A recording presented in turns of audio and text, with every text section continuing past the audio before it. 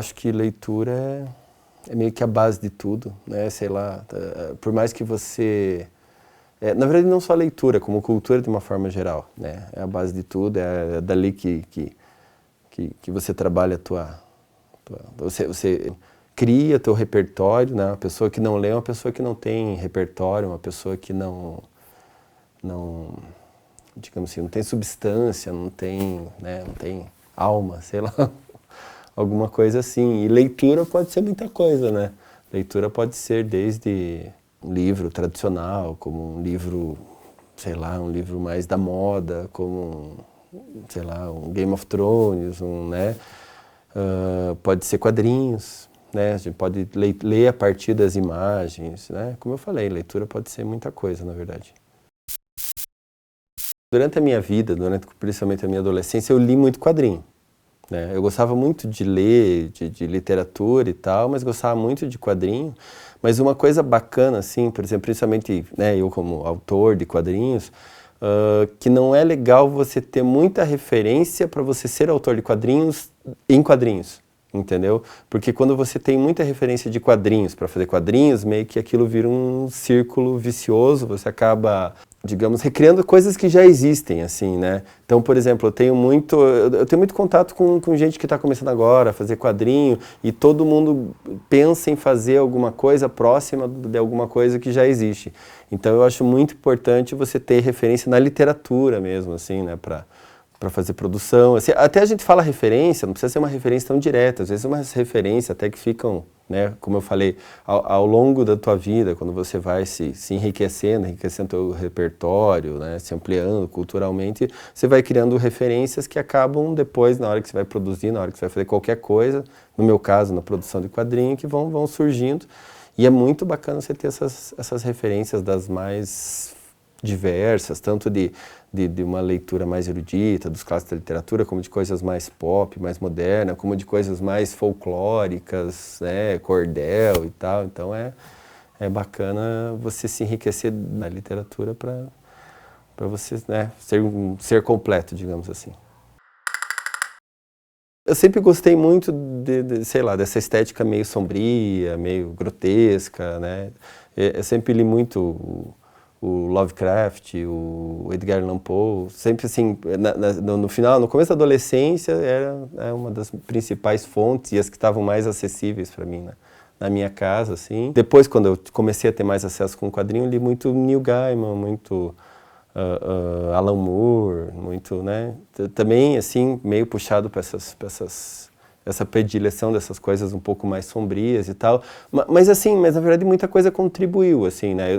Eu sempre bebi muito da referência pop, assim, né? De música. E também, assim, como é que eu vou dizer? O quadrinho é uma coisa engraçada, assim, né? Porque ele, ao mesmo tempo que tem o texto, a gente tem a imagem. Quando a gente está ali fazendo, também tem a audição, aquilo que você imagina que está tocando enquanto você está lendo. Na verdade, E eu, por exemplo, eu gosto muito de Nick Cave, sabe? Nick Cave tem umas letras muito bacanas que também puxam um pouco para esse lado sombrio. Então, como eu falei, às vezes quando eu vou desenhar, quando eu vou escrever, eu gosto de pôr alguma coisa assim, nessa linha. E também aqueles góticos dos anos 80, lá, o The Cure, o Bauhaus, eu também gosto muito e gosto muito das letras deles e acho que influencia bastante, assim, na hora de produzir, né? Uma coisa bacana é você saber, assim, beber de todas essas fontes, de todas essas informações, essas referências e criar alguma coisa que não seja aquilo. É como lá na semana de 22, lá na tese antropofágica, lá, que a Tarsila pintou o Bapuru, e tinham todas essas influências estrangeiras, mas a partir daquilo criar uma coisa local, digamos assim, né? E eu sempre pensei muito nisso, assim. Eu acho muito bobo você criar alguma coisa muito com essa cara de estrangeiro. Não digo com cara de estrangeiro, mas uma cópia de uma coisa estrangeira. Eu acho que não funciona. Assim como, por exemplo, eu acho que nunca teve um super-herói brasileiro que deu muito certo. A gente tem vários, mas porque é muito americano, certo? Então, acho que você tem que saber pegar isso como referência e transformar em outra coisa. Então, como eu falei, tem todas essas referências meio sombria, o Gaiman lá, o Allan Poe, e criar uma coisa local. Então, assim, o viés que eu achei são as lendas, são o folclore local e tal.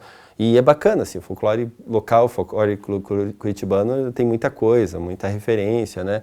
Então, há muito tempo que eu tenho escrito sobre isso. A primeira coisa que eu escrevi nessa linha foi a Quadrinhópole, certo? O Lobo da Estrada, que é uma história de um personagem que ele interage com as lendas urbanas, certo? Mas eu até assim, digamos assim, é uma história de um personagem que vai interagindo e ali a gente vai aparecendo algumas referências e tal, só que depois eu parei para pensar e eu acho que sim, mais interessante do que você criar a partir daquilo que existe é mostrar aquilo que existe, certo? Então, eu fiz esse projeto, que é o Bocas Malditas, que são várias lendas de Curitiba, já a maior parte lendas urbanas, assim, nada, algumas coisas mais antigas do século XIX, mas a maior parte do século XX. E daí, como eu falei, sempre histórias de fantasma, histórias, né? Algumas aquelas histórias que tem até um fundo uma base em alguma coisa que aconteceu de verdade, algumas não. Uma coisa bacana também que como é que eu vou dizer, um reflexo de referências, eu sempre gostei muito de filme noir. Sabe, aqueles filmes de detetive dos anos 40, que também tem uma estética meio sombria, e eu sempre quis criar uma coisa noir, assim, uma coisa, né, eu também, no meu traço, tem que o noir, esteticamente, ele tem, além dessa estética sombria na temática, tem um visual, assim, né, que é contraste de claro e escuro, então eu sempre quis fazer, então eu achava interessante, por exemplo, pegar a lenda da Loira Fantasma, que é a lenda mais famosa de Curitiba, né, a mais manjada e tal, e fazer como se fosse numa versão noir, como se fosse uma versão dos anos 40 e tal, dentro de toda aquela estética. É mais ou menos isso, você pega uma referência bem americanizada, noir, né, e puxa para uma realidade curitibana e tal, sabe? Então é uma coisa bacana, né, dentro daquela transformação que eu falei, meio antropofágica.